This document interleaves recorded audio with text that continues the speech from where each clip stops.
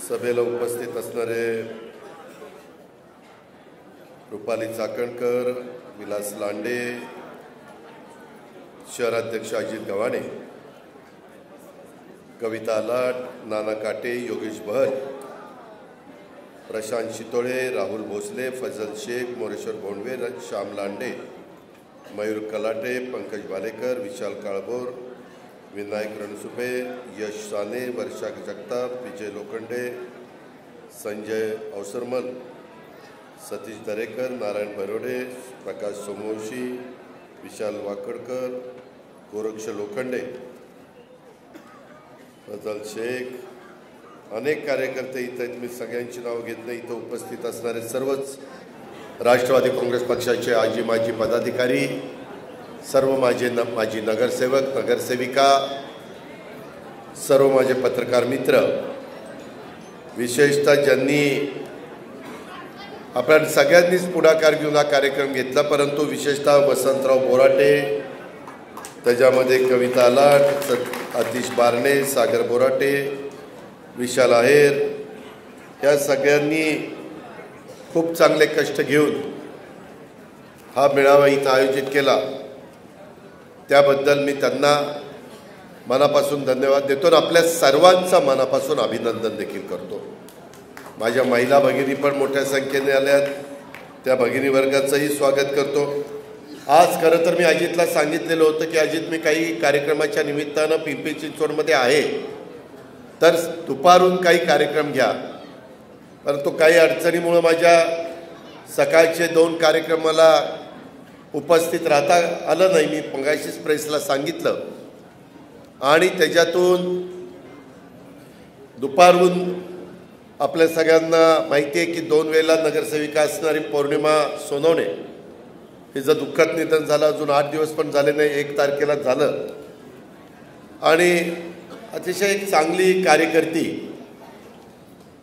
परंतु काळाच्या पुढं तुमचं माझं काही चालत नाही आणि त्याच्यातनं ती आपल्याला सोडून गेली. मी तिला सुरुवातीलाच भावपूर्ण श्रद्धांजली अर्पण करतो. मित्रांनो, या घटना घडत असतात, पुन्हा त्या घरातही काळ त्या कुटुंबांनी स्वतःला सावरायचं असतं. मी तशाच पद्धतीनं आप्पा आणि बाकीच्या सगळ्यांना तशाच सूचना तिथं जाऊन मी, अजित, विलासराव, मी सगळ्यांनी केल्या. आज इथं आल्यानंतर राजन नायरचा पक्षप्रवेश होता. आता तुमच्या सगळ्यांच्या साक्षीनं कामगार नेते संतोष रामदास बेंद्रे, ते आणि त्यांच्याबरोबर आलेल्या असंख्य कामगार मित्रांचा आज पक्षप्रवेश होता आहे. त्याच्यानंतर शोभा पगारिया, नंतर डॉक्टर मेहबूबभाई सय्यद, त्याच्यानंतर कविता खराडे, यांच्या सगळ्यांच्या सहकार्यातनं अनेक, किंवा ज्ञानेश्वर कांबळे हे यांच्या सहकार्यातनं डॉक्टर मेहबूबभाई सय्यद पक्षप्रवेश करणार होते. मनीषाताई गटकळांच्या प्रयत्नातनं, सहकार्यातनं आणखीन काही कार्यकर्ते प्रवेश करणार होते. संगीताताई कोकणे यांच्या मदतीनं, यांच्या सहकार्याने, आणि अर्बन सेल युवती समन्वयक मीराताई कांबळे यांच्या सहकार्यातनं असे वेगवेगळे पक्षप्रवेश होते. परंतु माझं भाषण झाल्यावर मी बाकीचे पक्षप्रवेश आत्ता आपण प्रायोगिक तत्वावर संतोष रामदास बेंद्रे यांचा पक्षप्रवेश केलेला आहे. मी त्यांचं आणि त्यांच्यानंतर पण ज्यांचा पक्षप्रवेश माझ्या महिलांचा, माझ्या बंधूंचा, माझ्या तरुणींचा होणार आहे, त्यांचंही राष्ट्रवादी काँग्रेस पक्षामध्ये मनापासून स्वागत करतो. आणि त्यांना निश्चितपणे आमच्या सगळ्यांच्याकडनं, अजित असेल, विलास असेल, योगेश असेल, नाना असेल, सगळेच माझे सहकारी असतील, माझ्या महिला भगिनी कविता असेल, बाकीचे सगळे शेमीनताई पठाण असतील, इतर सगळ्या माझ्या भगिनी असतील, या सगळ्यांच्याकडनं आमच्याकडनं चांगल्या प्रकारची तुम्हाला वागणूक दिली जाईल. आम्ही नेहमी स्वर्गीय यशवंतराव चव्हाण साहेबांच्या विचारांनी पुढं चाललेलो कार्यकर्ते आहोत. बेरजेचं राजकारण हे महाराष्ट्रामध्ये काम करताना करायचं असतं. या शहराच्या जडणघडणीमध्ये माझा अनेक वर्ष संबंध आला. ह्या शहराने मला पहिल्यांदा लोकसभेमध्ये पाठवलं. आणि नंतर महाराष्ट्राच्या राजकारणामध्ये मला कामाची संधी दिली आणि त्याच्यातून अनेकांना आपण आमदार केलं, अनेकांना आपण खासदार केलं, अनेकांना आपण त्याच्यामध्ये वेगवेगळ्या पदं, महापौर पदं, उपमहापौर, स्टँडिंग कमिटी चेअरमन, सभागृह नेता, PCMT चेअरमन, वेगवेगळ्या विषय समितीला पण शिक्षण मंडळ, अशा अनेक ठिकाणी आपण कार्यकर्ते घडवण्याचं काम केलं. वेगवेगळ्या समाजाला, वेगवेगळ्या जातीला सातत्याने बरोबर घेण्याचा प्रयत्न केला, कारण ती आपली विचारधारा आहे. युगपुरुष छत्रपती शिवाजी महाराजांचं दर्शन आल्या आम्ही घेतलं आणि नंतर शाहू फुले आंबेडकरांना च्या पुढे आम्ही नतमस्तक झालो, अभिवादन त्या चौघांना केलं. त्याचं कारण हे दाखवण्याकरता नाही, ही आपल्यावर संस्कार झालेले. आपण ज्या भागामध्ये लहानाचं मोठं झालेलो आहे तो भाग ह्या विचारांनीच पुढं चाललेला आहे. आणि त्याच्यामुळं मला माझ्या सगळ्या मुस्लिम बांधव असतील, माझे आदिवासी असतील, बिगर आदिवासी असतील, मागासवर्गीय असतील, सगळे अल्पसंख्याक घटक असतील, भटके असतील, OBC असतील किंवा ओपन असतील, सगळ्यांना मला सांगायचं की गेल्या 30-32 वर्षाच्या राजकीय जीवनामध्ये काम करत असताना मी आणि माझ्या सहकाऱ्यांनी नेहमी समाजातल्या शेवटच्या माणसाचा किंवा गरजवंतांचा विचार त्या ठिकाणी केलेला आहे. आज पण इथं येत असताना आजचा दिवस तसा बघितलं तर एक महत्त्वाचा दिवस आहे. आजच्या दिवशी तसं बघितलं तर 6 जानेवारी राष्ट्रीय पत्रकार दिन म्हणून आपण सगळेजण साजरा करतो. पत्रकार दिनानिमित्त मराठी पत्रकारितेचे जनक बाळशास्त्री जांभेकर यांना देखील मी अभिवादन करतो. सर्व पत्रकार बांधवांना पत्रकार दिनाच्या मनापासून शुभेच्छा देखील देतो. प्रत्येकाने आपल्या आपल्या कारकिर्दीमध्ये काहीतरी उज्ज्वल चांगलं सातत्याने ते समाज गेल्यानंतर देखील समाज ज्याची आठवण ठेवेल अशा प्रकारची कामं केलेली आहेत. तो तुमचा माझा महाराष्ट्र आहे. आज महाराष्ट्रातली राजकीय परिस्थिती थोडी वेगळी आहे. सातत्याने वेगवेगळ्या प्रकारच्या बातम्या येतात. काही वाचाळवीर थांबायला तयार नाही, समाजामध्ये तेढ निर्माण करण्याचं काम करतात. समाजाची अस्मितेबद्दल काही जण बोलतात. आज आम्हाला सरकारमध्ये राहून लोकांचे प्रश्न सोडवायचे, त्याकरता काही भूमिका आम्ही घेतलेली आहे. 2 जुलैच्या जाहीर सभेमध्ये मी माझी भूमिका स्पष्टपणे मांडली. प्रत्येकाचा काळ असतो. आता इथं अनेक माझे सहकारी बसलेत. विलास त्याचा साक्षीदार आहे, शमीम पठाण साक्षीदार आहे, योगेश साक्षीदार आहे, अनेक इतर पण सहकारी साक्षीदार आहे. सुरुवातीला 91 साली मी आलो होतो. इथं मोहम्मदभाई पण बसले, बाकीचे पण माझे सगळे सहकारी आहेत. अक्षरशः ती मंडळी त्या काळामध्ये तरुण होती. कोण एचेमध्ये राहत होतं कॉलनीमध्ये, कोण कुठं भोसरीमध्ये राहत होतं, कोण पिंपरीला राहत होतं, कोण चिंचवडला राहत होतं. आणि या सगळ्यांना एकत्र करून आपण एक नवीन कार्यकर्त्यांची फळी निर्माण केली. आणि जे खेडं म्हणून माझ्या पिंपरी चिंचवडला हिंडवलं जात होतं तिथं संपूर्ण चित्र बदलवण्याचं काम आपण सगळ्यांनी मिळून केलं. मला तर या शहराच्याबद्दल आपुलकी, जिव्हाळा, प्रेम असल्यामुळं मी ज्या दिवशी खासदार झालो त्याच दिवशी माझ्या मनाला सांगितलं की तसं बघितलं तर आपण एकही काम न करता, त्यावेळेस नानासाहेब शितोळे होते, त्यावेळेस तात्या कदम होते, त्यावेळेस कविचंद भाट असतील, हनुमंतराव भोसले असतील, कितीतरी मी लोकांची नावं त्या ठिकाणी सांगू शकतो. ही सगळीजणं त्या काळामध्ये प्रमुख नेते म्हणून या शहरामध्ये काम करत होते. रामकृष्ण मोरेंचं मार्गदर्शन होतं. काही बाबतीमध्ये अशोक मोहोळ, नाना नवले, अनंतराव थोपटे, ज्ञानेश्वर लांडगे हे सगळे नेतेगण त्यावेळेस काम करत होते. परंतु काळ बदलला. आता नवीन पिढी समोर बसलेली आहे, काही स्टेजवर देखील आहे. मित्रांनो, कुठंतरी समाजाची रीत आहे की कधी ना कधी वयस्कर लोकांनी थांबायचं असतं. मी कुणाचा अनादर करत नाही, मला सगळ्यांच्याबद्दल निश्चितपणे प्रेम आहे. पण काही जण आम्ही करतोय ना, काम करतोय ना, आम्ही कुठं कामात कमी पडलो तर सांगा ना. आज मी ज्यावेळेस महाराष्ट्रामध्ये काम करत असतो त्यावेळेस मी महाराष्ट्र राज्याचा अर्थमंत्री आणि नियोजन मंत्री म्हणून तिथं मंत्रालयात बसतो. एकनाथराव शिंदेंच्या नेतृत्वाखाली देवेंद्र फडणवीस आम्ही सगळेजण टीम वर्क करत असतो, काम करत असतो. काम करत असताना साहित्य, कला, संस्कृती ह्यालाही प्रोत्साहन देण्याचं काम करत असतो. आज आपल्याकडे 100वे मराठी नाट्य संमेलन भरत आहे. भाऊसाहेबांनी त्याच्यामध्ये पुढाकार घेतला आहे. नेहमीच भाऊसाहेबांनी तरुणपणामध्ये देखील त्याला ती आवड असायची. आपल्या इथल्या मराठी नाट्य संमेलनाच्या संदर्भातली शाखा जी माझी पिंपरी चिंचवडची आहे त्याचा अध्यक्ष पण तोच आहे. त्यांना ज्या ज्या अडचणी होत्या त्या सगळ्या सोडून दिल्या. आर्थिक 10 कोटीची मदत केली हे संमेलन महाराष्ट्रामध्ये होण्याच्या करता. त्याच्यामध्ये DPCमधनं पण निधी दिला. दोन्ही आयुक्तांना सांगितलं कुठली अडचण येता कामा नये. दोन्ही CPंना सांगितलं कायदा सुव्यवस्था नीट ठेवली गेली पाहिजे, स्वच्छता राखली गेली पाहिजे. ज्यावेळेस आपल्या कष्टकऱ्यांच्या उद्योगनगरीमध्ये पिंपरी चिंचवडमध्ये मराठी नाट्य संमेलनाच्या निमित्तानं हा वर्ग आपल्याकडे येतोय, कलावंत येत आहेत, त्या क्षेत्रातले नावाजलेले गाजलेले मान्यवर येत आहेत, तरुण पिढीतले कलाकार येत आहेत, त्यावेळेस पिंपरी चिंचवडला साजेसच तो कार्यक्रम झाला पाहिजे आणि अशा पद्धतीनं तो कार्यक्रम आजपासून सुरू झालेला आहे. मित्रांनो, आज ह्या शहरामध्ये काम करत असताना मी अनेकदा गाडीत कार्यकर्त्यांशी बोलत असतो. आपण प्रत्येक बाबतीमध्ये बारीक बारीक सारी गोष्टी बघतो. अतिशय उत्तम सिटी म्हणून योगेश बल महापौर असताना, डॉक्टर मनमोहन सिंगजी पंतप्रधान असताना आपल्याला पुरस्कार मिळालेला होता.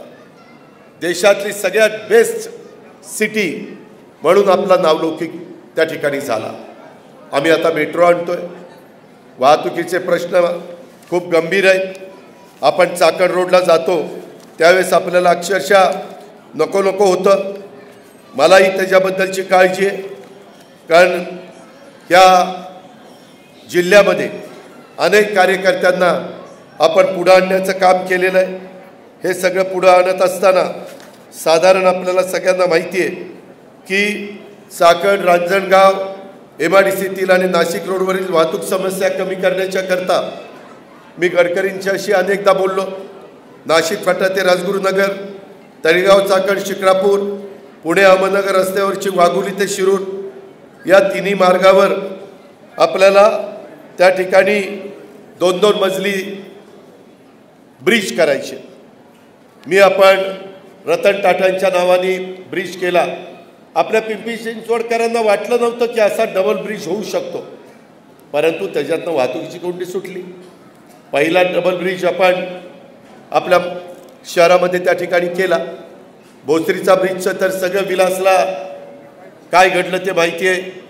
2 लेन होता तो आम्ही तिथं भूमिपूजन करत असताना 4 लेन केला. मी तर अनेकदा चांगले अधिकारी आणायचोच, परंतु ह्या शहराच्या विकासाच्या करता सकाळी 6ला उठून आता उजाड तर 6:30ला, त्याच्यावर 6:30ला उठून ज्यावेळेस लवकर उजाडतं त्यावेळेस लवकर उठून अधिकाऱ्यांना घेऊन, पदाधिकाऱ्यांना घेऊन फिरायचो आणि त्या बाबतीमधली कामं सांगायचो आणि ती कामं आपण हातानिराळी करायचो. त्याच्यातनं ह्या शहराचा चेहरामोहरा बदलला. कोणी काही म्हणू देत. त्याच्यानंतरच्या काळामध्ये आपलं वाकड डेव्हलप झालं.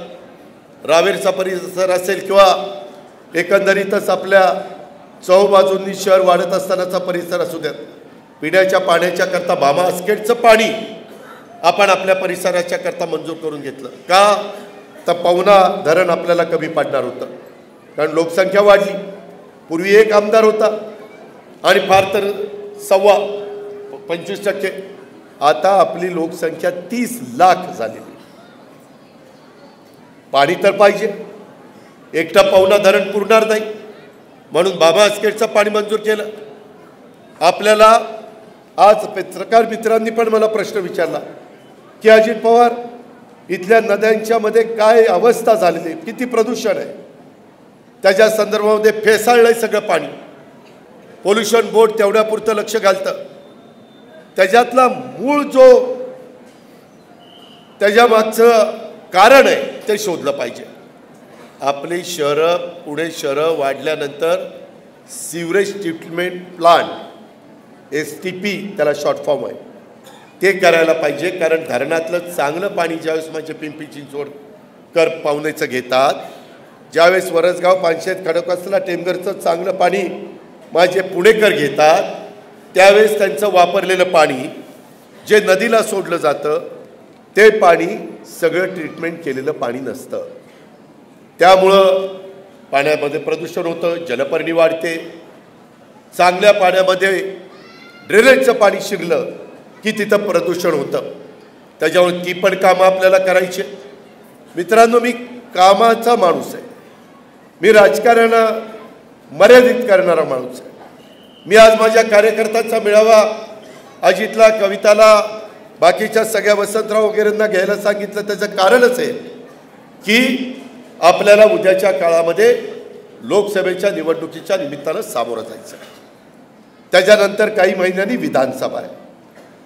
सुप्रीम कोर्टामध्ये आपली स्थानिक स्वराज्य संस्थेची केस आहे. तिचा निकाल तो सर्वोच्च न्यायालयाच्या हातात आहे. माझ्या OBC समाजाच्या महिलांना, पुरुषांना प्रतिनिधित्व मिळत नव्हतं म्हणून ती भूमिका आम्ही स्वीकारली होती. त्याच्या तारखा पडत आहेत, कधीतरी निकाल लागेल. आम्ही भाजप, शिवसेना, शिंदे आणि राष्ट्रवादी असं सरकार केलेलं आहे. काही जण वेगवेगळी भूमिका मांडतात. आम्ही ज्यांना खासदार केलं, आम्ही जर पूर्णपणे पक्षामध्ये घेण्याचं काम मीच त्यांचं केलं. माझ्या घरनं प्रेसला मीच घेऊन गेलो. B4ला नाही म्हणत होते, मी म्हटलं मी करतो सगळं. मला म्हटलं की मी काही बघणार नाही. म्हटलं 3 तालुक्याचं मतदारसंघ, जुन्नरखेड, आंबेगावचं दिलीपरावला बघायला सांगतो, सगळं बघायला सांगतो, काही फक्त सही करा. आणि भोसरी, हडपसर आणि शिरूरचं मी बघतो. सगळ्यांना विश्वासात घेतलं आणि आपण त्या ठिकाणी काम केलं. ही व्यक्ती नंतर वर्षापूर्वी मला म्हणली की दादा मला राजीनामाच द्यायचा. अरे म्हणलं असं का करतोय? लोकांची मुदत संपेपर्यंत तरी लोकांचे प्रश्न सोडवले पाहिजे. आणि हे आता आम्हाला सांगतात की आम्ही कुठंतरी त्या केंद्रामध्ये म्हणे काही लोकांनी त्याच्यामध्ये काय शब्द वापरला की महाराष्ट्राच्या अस्मितेचं आम्ही कधी होऊ देणार नाही. आम्ही काय महाराष्ट्राची अस्मिता तुकडं घाण ठेवली आहे? आमचे स्वभाव लोकांना माहिती नाही. आज देशामध्ये जे नेतेगण तुम्ही बघता, जम्मू काश्मीरपासून कन्याकुमारीपर्यंत, त्याच्यामध्ये नरेंद्र मोदींच्या शिवाय पर्याय नाही आहे. तुम्ही मला सांगा, इथे एकाने उठा आणि सांगा अजित पवार, नरेंद्र मोदींना हा पर्याय आहे. मी ऐकायला तयार आहे. आहे कुणाची ताकद? 24 तासातले 18-18 तास काम करायचं. आज 9.5 पावणे 10 वर्षामध्ये देशाला जागतिक लेवलमध्ये वरच्या क्रमांकावर न्यायचं. आज जगाचा तुमच्या माझ्या भारताकडे बघण्याचा दृष्टिकोन बदललेला आहे. वेगवेगळ्या प्रकारचे राष्ट्रीय महामार्ग प्रचंड झालेले आहेत. उद्याच्या 12 तारखेला नावाशेवा ते शिवडीचं जवळपास 12-13 हजार कोटी रुपये खर्च करून त्याचं उद्घाटन आम्ही घेतोय. 50,000 कोटीची कामाची भूमिपूजन उद्घाटन त्या दिवशी पंतप्रधानांच्या हस्ते आम्ही घेतोय. महाराष्ट्राच्या सर्वांगीण हिताकरताच आहे ना. आज तिकडं कोकणामध्ये रोरोची व्यवस्था, पर्यटन वाढवण्याच्या करता प्रयत्न करतोय. जेटी बांधतोय, त्याच्यातून तिकडं रेवस्ते रेड्डी रस्ते त्या ठिकाणी करतोय. तुम्ही मला सांगा, ह्याच्या आधी आपल्या इथं पुण्याला जोडणारे रस्ते किती होते? आता तेच रस्ते किती पदरी झाले तरी रस्ते कमी पडत आहेत. मागं जात असताना आपल्याला नारायणगावमध्ये, मंचरमध्ये, खेडमध्ये बाहेरनं त्या ठिकाणी जावं लागलं पाहिजे होतं. बाहेरचा रस्ता काढला तरी वाहतूक वाढतीच आहे. लोकसंख्या वाढतीये, वाहनांची संख्या वाढतीये. सगळ्यात जास्त रजिस्ट्रेशन तुमच्या माझ्या पुण्यात आणि पिंपरी चिंचवडला होतं दरवर्षी. कारण माझ्याकडे अर्थमंत्रालय असल्यामुळं GST कुठनं किती येतोय, रजिस्ट्रेशन कुठं किती होतं आहे, घरांच्या विक्री कुठं जास्त होतात, ह्याचा सगळा इव्हन त्या एक्साईजचे पण पैसे कुठनं जास्त येतात ते पण मला कळत असतं. ह्याच्या पद्धतीनं आम्ही काम करतो. आणि हे काम करत असताना आज मला माझ्या अंगणवाडीच्या भगिनी पण भेटल्या. त्यांचं पण काही दुखणं आहे. राज्य चालवत असताना प्रत्येकाचं काही ना काही समस्या असतात, दुखणं असतं, कामगाराचं असतं, अधिकाऱ्याचं असतं, अंगणवाडी सेविकेचं असतं, नर्सेसचं असतं. त्याच्यामध्ये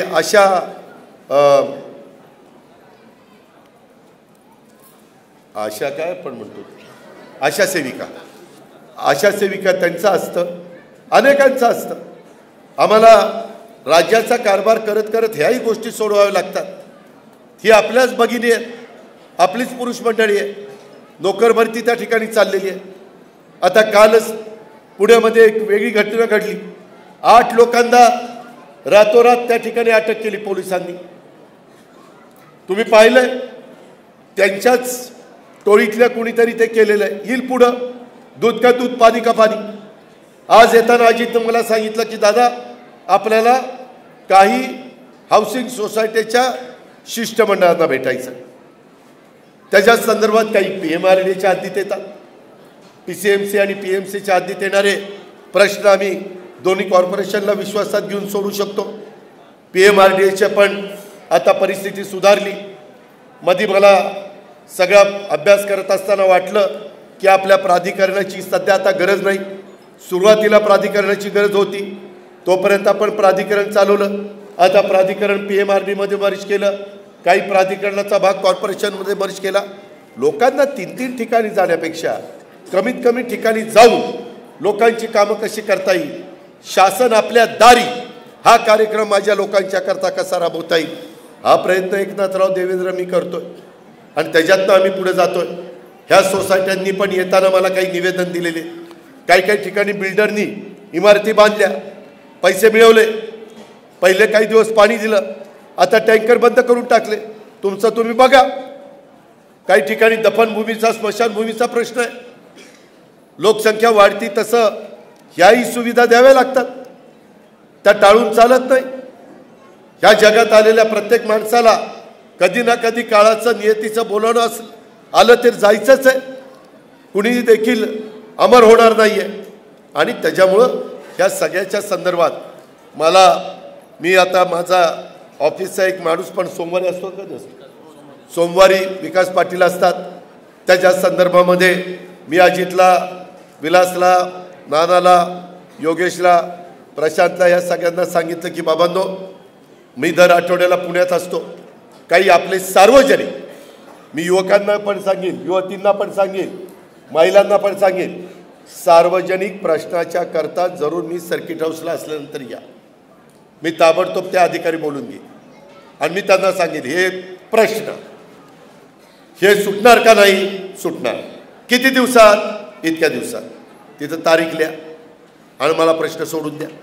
अशा पद्धतीनं केलं काम अधिकाऱ्यांकडनं करून घेण्याची देखील क्षमता आणि ताकद असावी लागते. हे काही येड्यागाबाळाचं काम नाही आहे. आणि त्याच्यामुळं माझ्या मुस्लिम बांधवांची असू, माझ्या शीख बांधवांची असू, माझ्या कुठल्याही घटकाचे असू, आज पुरवणी मागण्यांमध्ये देताना मी माझ्या मुस्लिम अल्पसंख्याक समाजाला, मौलाना आझाद मंडळाला जास्त निधी दिला. रेकॉर्ड बघा. मी अल्पसंख्याक विभागाला निधी दिला.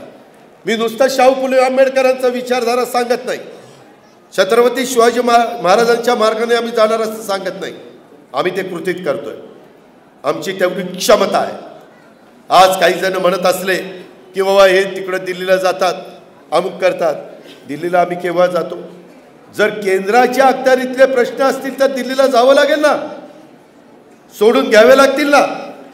राज्याच्या अखत्यारीतले प्रश्न इथंच मंत्रालयामध्ये बसून आम्ही सोडवतो. त्याकरता दुसरीकडे जाण्याची काय आम्हाला गरज नाही. आणि आम्ही आज काय राजकारणातले काही नौखे आहोत काय? आम्हाला 30-32 वर्षाचा अनुभव आहे. तुम्ही आम्हाला ओळखता, आम्ही तुम्हाला ओळखतो. नवी पिढी आपल्याला घडवायची आहे.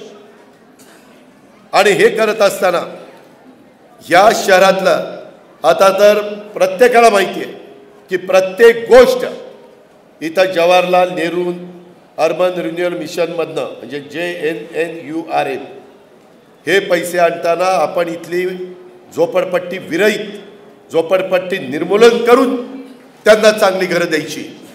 आपण चांगली घरं द्यायचा कार्यक्रम घेतला की नाही, राबवलं की नाही? त्याच्यामध्ये कुठं आपण कमी पडलो का? पाणी मंजूर करायला आपण कमी पडलो का? रस्त्यांचं जाळविण्याला आपण कमी पडलो का?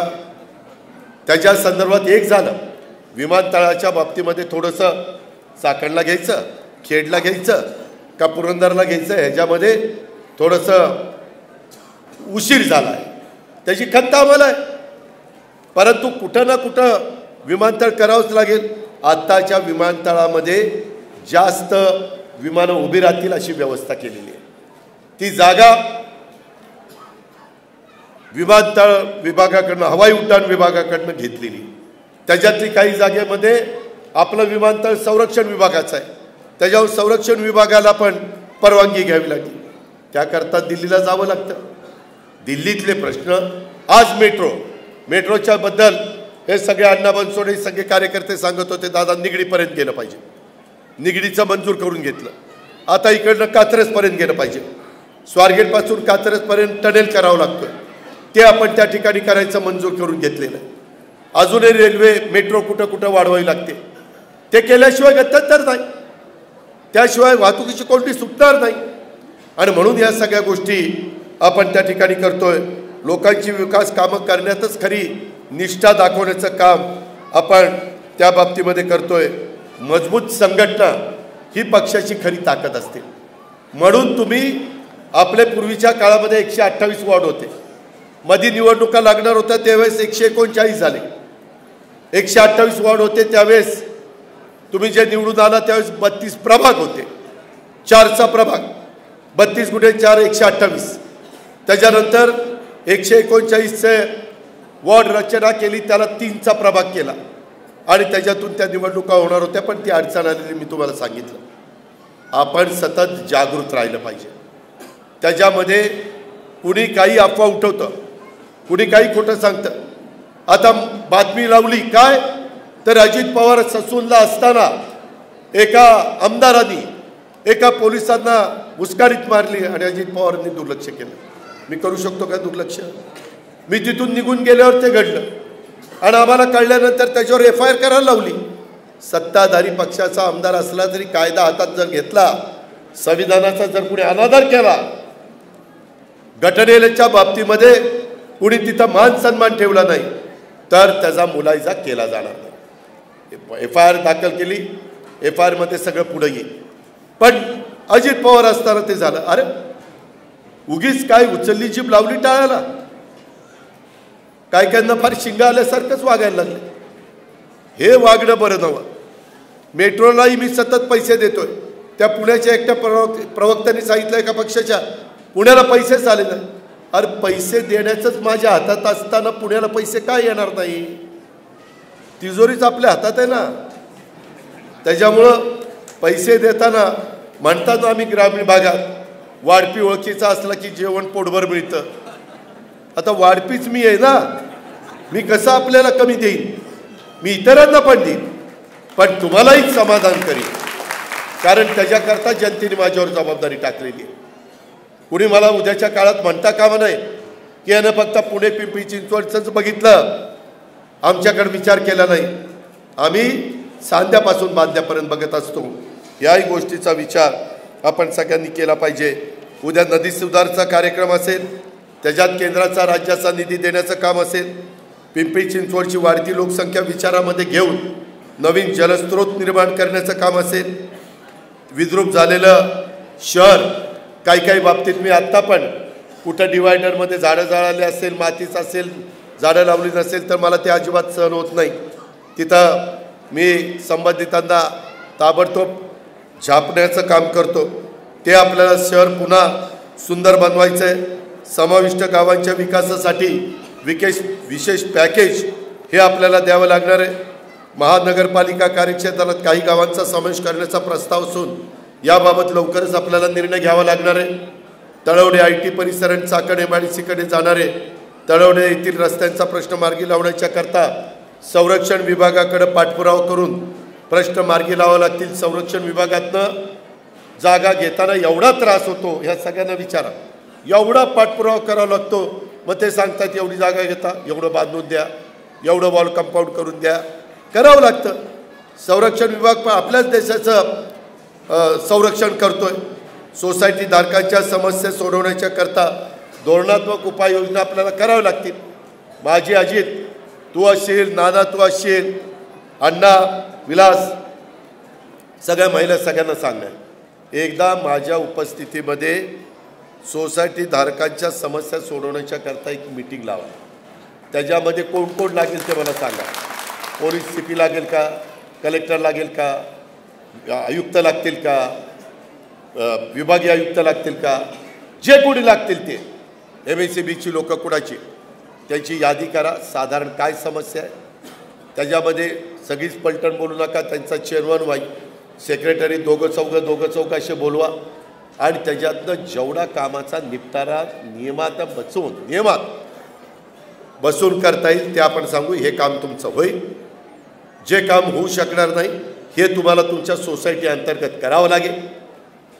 अशा पद्धतीनं आपण पुढे जाऊ आणि ते लवकर करा. आपल्याकडे वेळ कमी आहे. आपल्याला टेस्ट मॅच नाही खेळायची 2020.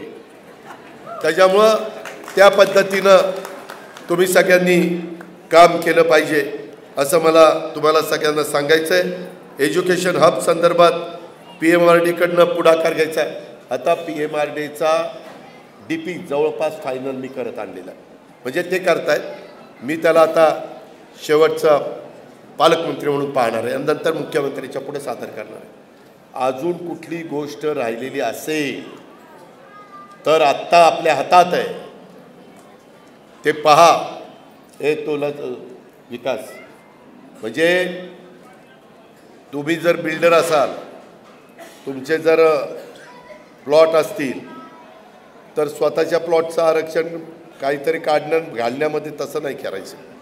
सार्वजनिक बाब आपल्या शहराच्या उद्यानाच्या, क्रीडांगणाच्या, दफनभूमीच्या, स्मशानभूमीच्या, बाजूमंडईच्या, शाळेच्या, कॉलेजच्या, MSEBचं सबस्टेशन वगैरे हे असली जी कामं आहे त्या कामाच्या योग्यतेचं जे असेल ते त्या ठिकाणी सांगा. तशा पद्धतीनं आपण त्या बाबतीमध्ये करू. हे जे काही आता वेगवेगळे वाचाळवीर बोलतात त्यांनी काही केलं नाही. आता यांची टिवटिव सुरू झालेली आहे. काहीतरी बोलतून अमुक तमुक चाललेलं आहे. मित्रांनो, त्या संदर्भामध्ये आपण सगळ्यांनी अतिशय विचारपूर्वक पुढं गेलं पाहिजे. ह्या शहराचा विकास करताना जसं मी मागं आल्यानंतर नेहमी यांना सांगायचो, पुढची 25 वर्ष डोळ्यासमोर ठेवून निर्णय घ्यायचे. हे मी कधी सांगितलं 91ला. 91 25 झाले किती वर्ष बघा. आता तर जवळपास 32-33 वर्ष झाली. त्याच्यामुळं इथून पुढं देखील पिंपरी चिंचवड शहर जागतिक नकाशावर आता आलं आहे.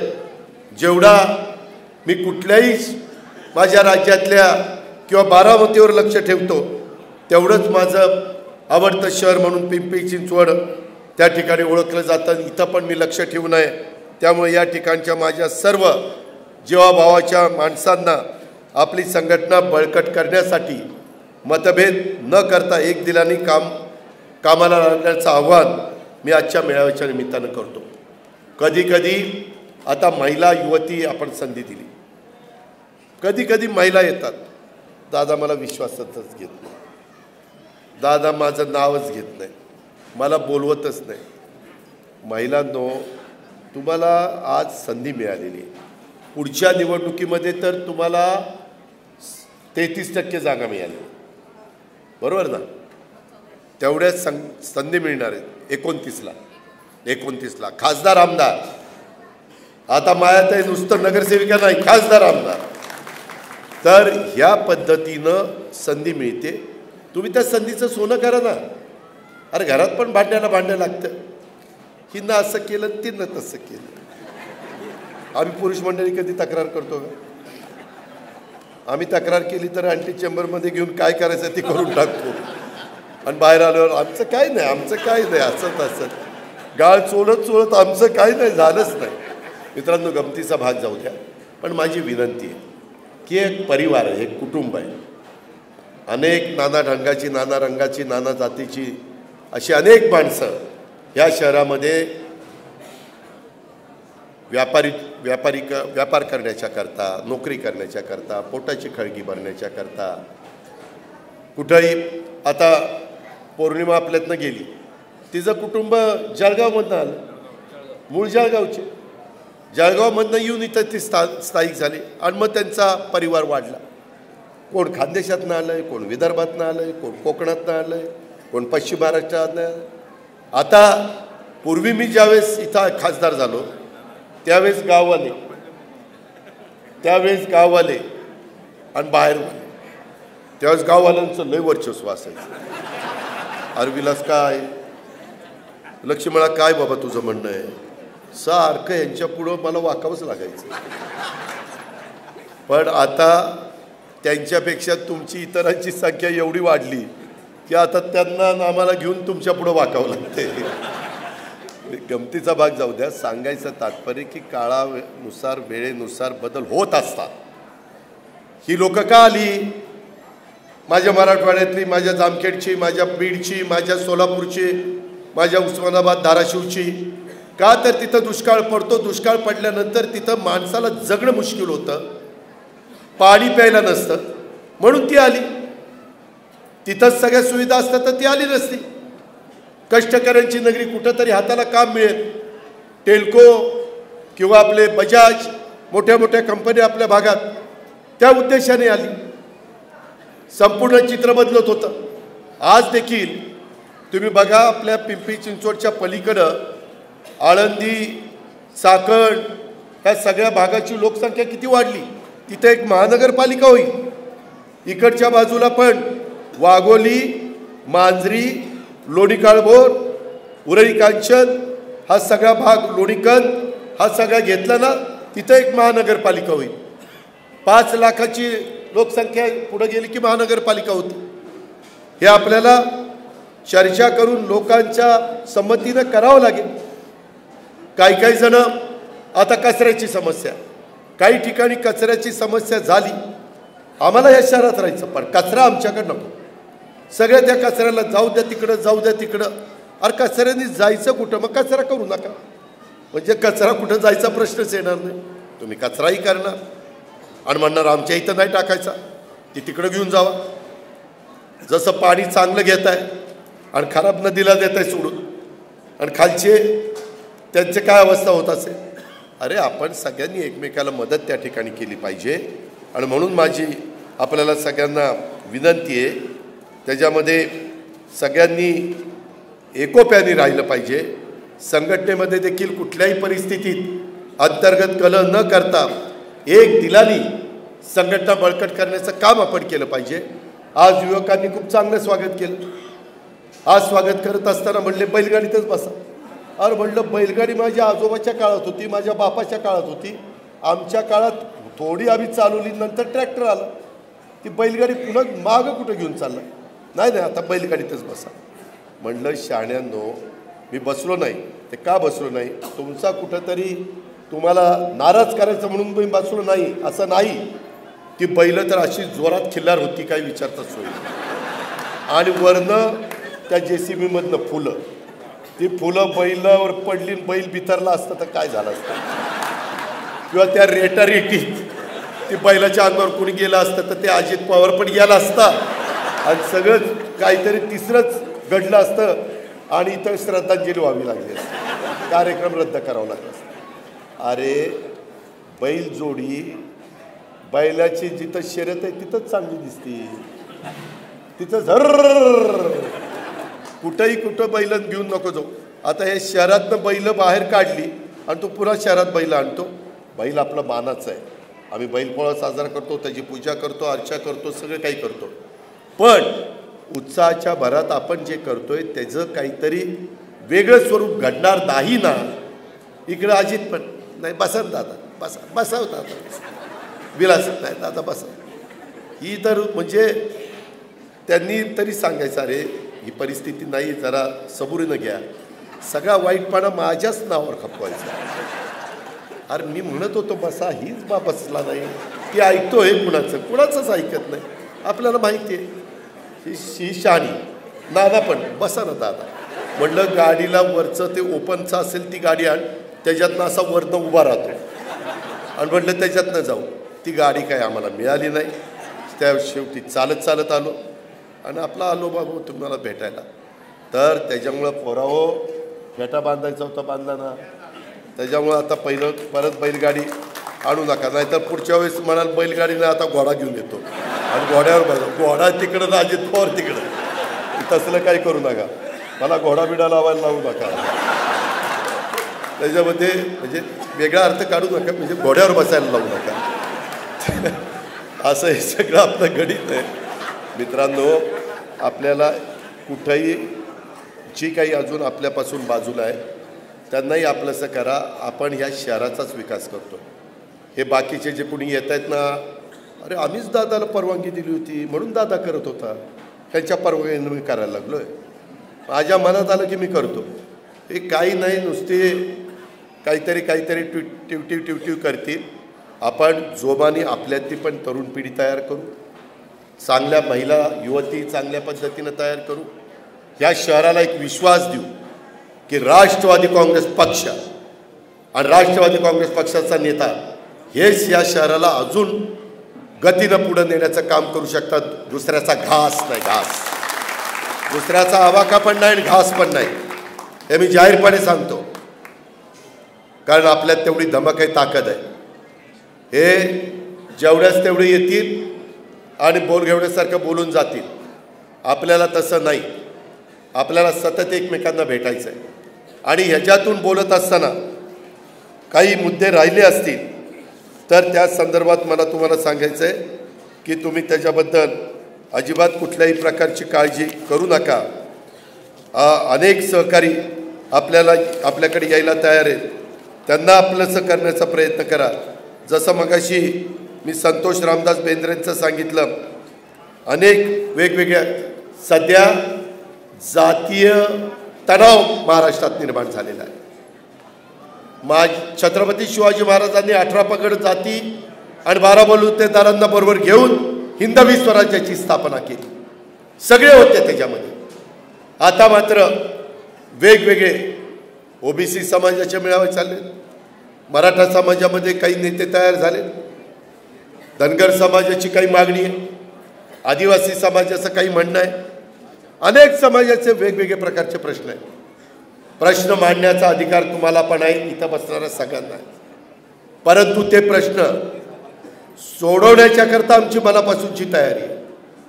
पृथ्वीराज बाबांच्या मंत्रिमंडळात मी असताना आम्ही सगळ्यांनी मराठा समाजाला आरक्षण दिलं 16% आणि 5% मुस्लिम समाजाला.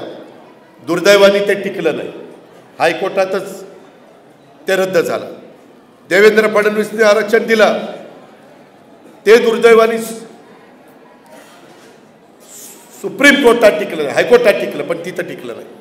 शेवटी कायद्याच्या चौकटीमध्ये बसलं पाहिजे. उद्या कुणी म्हणालं मला हे असंच आरक्षण द्या, ते कायद्यात बसतंय का?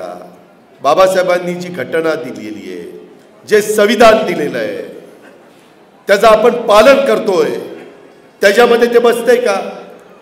बसत असेल तर देऊ ना, विरोध कुणाचा आहे? पण जर ते बसतच नसेल तर हट्ट करून कसं चालेल? त्याचा फेरविचार करून दुसरा काही पर्याय का शोधला पाहिजे, दुसरा मार्ग काढला पाहिजे. म्हणून आम्ही म्हणतोय आत्तापर्यंत 52% आरक्षण आणि इकॉनॉमी विकर सेक्शन त्यांच्याकरता 10%, असं 62% आरक्षण की ते 10% सुप्रीम कोर्टाने पण मान्य केलेलं आहे. त्या 62% आरक्षणाला धक्का न लागता कायद्याच्या नियमाच्या चौकटीमध्ये जे मागं सुप्रीम आणि हायकोर्टामध्ये फेटाळलं गेलं ते पुन्हा फेटाळू नये अशा पद्धतीनं अभ्यास चाललेला. मागास आयोग अभ्यास करत आहे, माजी न्यायाधीश अभ्यास करत आहे, यंत्रणा कामाला लावलेली. हे बघून घ्या ना, हे समजून घ्या ना. हे पण मला तुम्हाला सांगायचं, आपला तर पिंपरी चिंचवड मिनी भारत आहे. सगळ्या जाती धर्माची लोक इथं राहतात, कुणी राहत नाही असं नाही. इथं ख्रिश्चन असतील, इथं मुस्लिम असतील, आदिवासी असतील, मागासवर्गीय असतील, सगळे घटक आणि सगळ्या देशातल्या प्रत्येक प्रांतातले लोक इथं राहतात. आणि आपण सगळेजण एक भारतीय म्हणून एकमेकाला सावरून घेतो, समजून घेतो, आधार देतो आणि कामामध्ये मदत करतो. याही गोष्टी आपण सगळ्यांनी लक्षात घेतल्या पाहिजे आणि तशा पद्धतीनं पुढं आपण गेलं पाहिजे. कुणी पण मान सन्मान प्रतिष्ठा, माझं नावच टाकलं नाही, माझा फोटोच दिसत नाही, यावेळेस तरी वेगळीच 5 फोटो दिसायला लागले, ह्याच्यात बाकीचे फोटो कसे गेले, असं विलासचा फोटो दिसत नाही, इथं कुठे गेले, असं विक्रमनी मनात आणू नये. त्याच्या संदर्भातले कार्यकर्त्यांना वाटतं फोटोमध्ये वगैरे काही नसतं, पण कार्यकर्त्यांनी पण सगळ्यांना रिस्पेक्ट द्या, आदर करा, मोठ्यांचा आदर करा, बाकीच्यांचा आदर करा. ही आपल्या वडीलधाऱ्यांची, आपल्या बापदाद्यांची, आपल्या पूर्वजांची आपल्याला शिकवण आहे. ह्याही गोष्टीचा विचार आपण केला पाहिजे. आज आदरणीय पंतप्रधान मोदी साहेबांच्या नेतृत्वाखाली देशाचा विकास वेगाने होतो आहे आणि मोदी साहेब हे विकासाचं मोठं विजन आहे आणि त्यांच्या मार्गदर्शनाखाली आपल्याला देशाचा जसा विकास करायचा आहे तसा आपण महाराष्ट्राचा पण विकास त्या ठिकाणी करूया. काहींची कोलेकोई करणाऱ्यांच्याकडे दुर्लक्ष करा.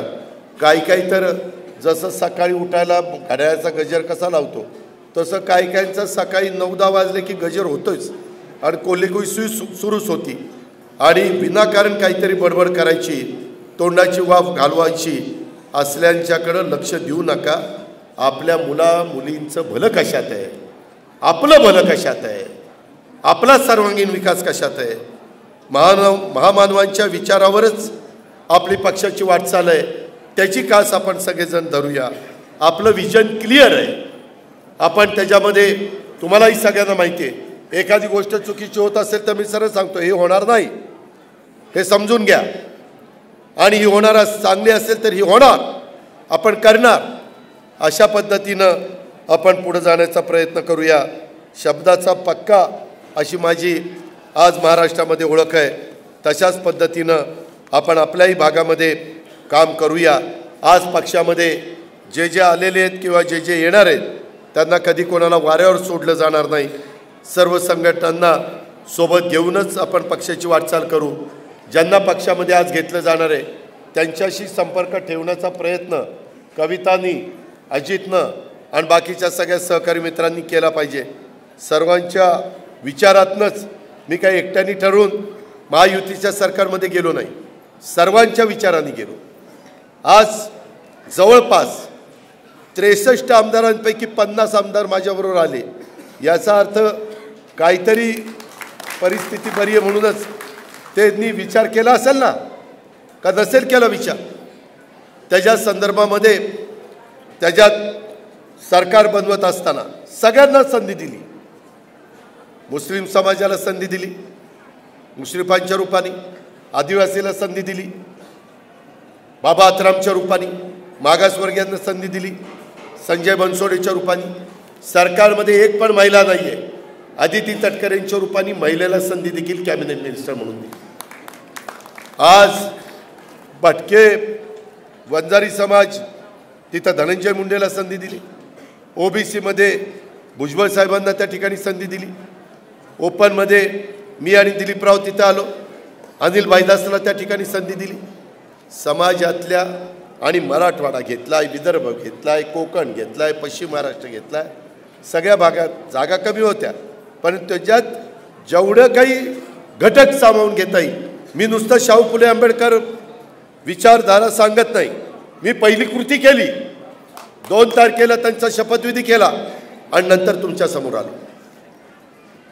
कुणाला घ्यायचं काय घ्यायचं तर ते तर माझ्या हातात होतं. ह्या पद्धतीनं काही चांगले तेवढ्याच ताकदीचे राहिलेले आपण त्यांना पण कुठं कसं सामावून घ्यायचं, लोकांचे प्रश्न कसे सोडवायचे हाच प्रयत्नात आपण आहोत. पक्षाच्या ध्येय धोरणांची आणि पक्षाच्या विचारांशी कधी तडजोड केली जाणार नाही, हे पण मी पुन्हा तुम्हाला निक्षून सांगतोय. महाराष्ट्राचा विकास हाच आपल्या राष्ट्रवादी काँग्रेस पक्षाचा अजेंडा. पिंपरी चिंचवडचा विकास हाच आपला राष्ट्रवादी काँग्रेस पक्षाचा अजेंडा, हे देखील आपण त्या ठिकाणी लक्षामध्ये ठेवा. मराठा आरक्षणाला आमचा पाठिंबा आहे, मात्र ओबीसींना आम्ही वाऱ्यावर सोडणार नाही. ह्या कुणालाही धक्का न लावता तिकडं आरक्षण त्या ठिकाणी द्या, ही आमची भूमिका आहे. सामाजिक सलोखा हे सुसंस्कृत राज्य आहे अशी महाराष्ट्राची ओळख आहे आणि ही ओळख आपल्या सर्वांना टिकवायची आहे, वाढवायची आहे. त्यामुळं कुणाच्या तरी प्रक्षोभक भाषणाला बळी न पडता आपली फरफटत होऊन देऊ नका अशी मला तुम्हाला विनंती करायची आहे. आरक्षण मागण्याचा सर्वांना अधिकार आहे, मात्र चुकीच्या पद्धतीने समाजाला भडकवण्याचं, समाजामध्ये फूट पाडण्याचा जर कोणी प्रकार करत असेल तर ते चुकीचं आहे. ती चूक समजून घ्या. त्याच्यामध्ये वेळ नीटपणे ओळखा, हे पण मला सगळ्यांना सांगायचं आहे. आणि या राज्याच्या विकासाच्या करता सर्वांना बरोबर घेऊन आम्ही काम करणार आहोत. स्वर्गीय यशवंतराव चव्हाण साहेबांच्या विचारावरच आम्ही पुढे चाललेलो आहे. समाजातल्या वंचित, दुर्बल यांच्या प्रगतीचा विचार आम्ही करतोय. संघर्ष करणं आणि संकटाशी लढणं ही राष्ट्रवादी काँग्रेस पक्षाची भूमिका आहे आणि त्याच पद्धतीनं आपण पुढे जाऊया. पिंपरी चिंचवडकरांच्या मागं राष्ट्रवादी काँग्रेस पक्षाची शक्ती उभी आहे आणि जसं गेले अनेक वर्ष, 25 वर्ष हे शहर राष्ट्रवादी काँग्रेसमय होतं, तशा पद्धतीनं राष्ट्रवादी काँग्रेसमय करण्याच्या करता आता आपण सगळेजण बूथ वाईज कमिट्या करून प्रत्येक बूथ 10 यूथ नाही 25 यूथ वेगवेगळ्या समाजाचे, बाहेरचे आतले बाहेर आलेले असे, तीच गोष्ट कविता महिलांच्या बाबतीमध्ये आणि तीच गोष्ट अजित तुमच्या बाबतीमध्ये, आणि सगळ्यांनी त्यांना साथ त्या बाबतीमध्ये दिली पाहिजे. राष्ट्रवादीचा विचार घराघरामध्ये पोचवण्याचं काम आपण करा. हे वर्ष निवडणुकीचं आहे. नेटारी काम माझ्या सहित तुम्हाला सगळ्यांना करावं लागणार आहे. अनावश्यक अशा प्रकारचा संघर्ष आपल्याला टाळावा लागणार आहे. कायदा सुव्यवस्था राखण्यावर आपल्याला सगळ्यांना भर द्यावा लागणार आहे आणि त्या बाबतीमध्ये आपण सगळेजण एकमेकाला आधार देण्याचं काम करू अशा प्रकारची विनंती मी आपल्याला सगळ्यांना करतो. कामाच्या माध्यमातून राष्ट्रवादीचे विचार घराघरामध्ये पोचवा, त्यासाठी आपण जीवाचं रान करा. आजच्या राष्ट्रवादी काँग्रेस पक्षाच्या मेळाव्याच्या निमित्तानं उपस्थित असणाऱ्या राष्ट्रवादी काँग्रेस पक्षाच्या सर्व पदाधिकारी, कार्यकर्त्यांचं, संयोजकांचं मी मनापासून अभिनंदन करतो. राष्ट्रवादी काँग्रेस पक्ष कायम कष्टकरी, शेतकरी, सर्वसामान्यांच्या सोबत राहिलेला आहे आणि इथून पुढे देखील तो अशाच घटकाच्या बरोबर राहील. तरुणांचा, तरुणींचा, बेरोजगारांचा पण प्रश्न त्या ठिकाणी सोडवण्याच्या करता अतिशय अथक प्रयत्न करेल आणि त्याच्यातनं मार्ग काढेल अशा प्रकारचा विश्वास मी आपल्या सगळ्यांना देतो. पुन्हा एकदा आज ज्यांचा पक्षप्रवेश होणार आहे आणि तसंच संतोष महेंद्रांच्या बरोबर आलेल्या असंख्य कार्यकर्त्यांचं स्वागत करतो आणि आपल्या सगळ्यांची रजा घेतो. जय हिंद, जय महाराष्ट्र.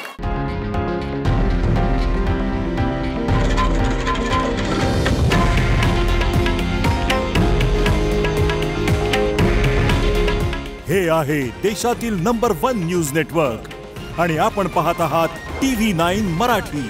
काळजी तुमची, हित महाराष्ट्राचं.